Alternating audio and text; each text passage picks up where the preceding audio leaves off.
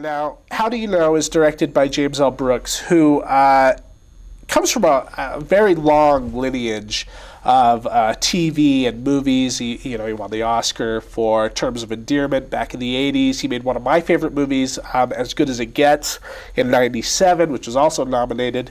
I just recently bought the Criterion of his movie Broadcast News, which I think is a great movie, which Morning Glory was kind of the lesser remake of that.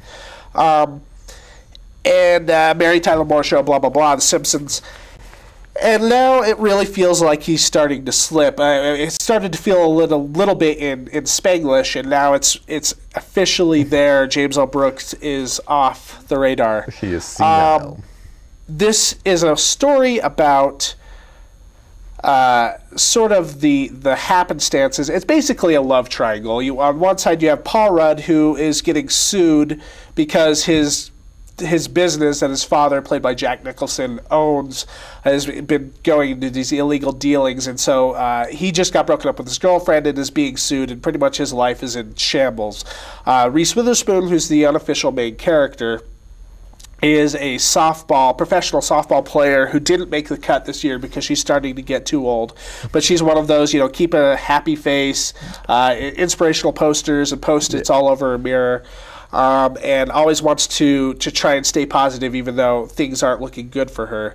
And she's trying to date this professional baseball player played by Owen Wilson, who I think is the best thing about this movie, who is a carefree, sort of live by the seat of his own, there's an expression there he's a bachelor. He's a bachelor, and he's very happy to be one, and is a very considerate bachelor. He keeps toothbrushes, unused toothbrushes, in his bathroom, and a lot of clothes, women's clothes that his hookups could go home with, really so that they don't have to wear the same clothes that they came in with. Secret very sweatpants. Considerate bachelor, but not a very bright man.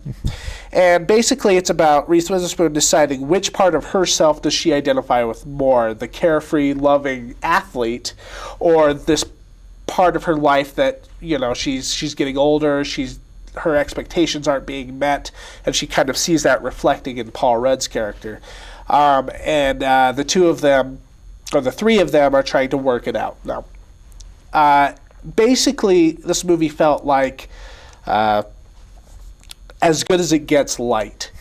It's nothing like as good as any of his movies have been previous. The type of neurotic characters that he writes, where it, at one point was very charming and very fresh.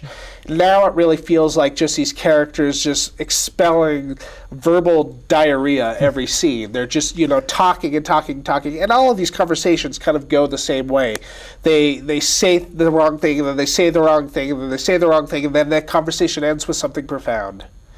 And then it moves from there. And it seems like it's really on autopilot. The story is just run-of-the-mill. And other than the Owen Wilson character, who I think is very likable, and I kind of like how, earnest and nice he is, regardless of how, kind of playboy that he is. And I thought he brought a lot to his character. I felt everybody else was either miscast or just not that interesting to watch anymore. So I give the movie a C. C. Well, there are moments where it's kind of warm and nice, and you kind of get that James L. Brooks feeling, but most of the time it's kind of missing. Well, I give this abomination a D-. This was a crap movie. It was boring. None of the characters were interesting. Owen Wilson's was, yes, humorous, but that was it. I was like, nah. Paul Rudd's character was awful. I mean, things were going bad for him, but just the way he was acting was just odd and awkward, and I don't think he really cared at all. And Reese Witherspoon was just imagine the Sweet Home Alabama trying to be profound. No. Yeah. It was Legally Blonde. Reese Witherspoon's come a long way since election. Yes, she has. The wrong way. Yes. Jack Nicholson was in it just as mere conflict. I mean, he really had no reason to be in there. He was fine, but anybody could have played that part. Yeah, anybody. It was just... No, nothing about this movie made me in any way want to watch anything James L. Brooks will ever do again. I think broadcast news and As Good as It Gets, in terms of endearment, are worth seeing. He used to be a very good filmmaker. He's in his 80s now. Yeah, but yeah, no, I want nothing to do with this movie. Halfway through, I was like, no, I could just turn this off now. I know what's going to happen. Mm-hmm. And then it just had this weird, awful bus metaphor. Yeah. I don't know. A lot of scenes that feel like they were over and then they keep going. Yeah, it was. I don't even know what the words are for it.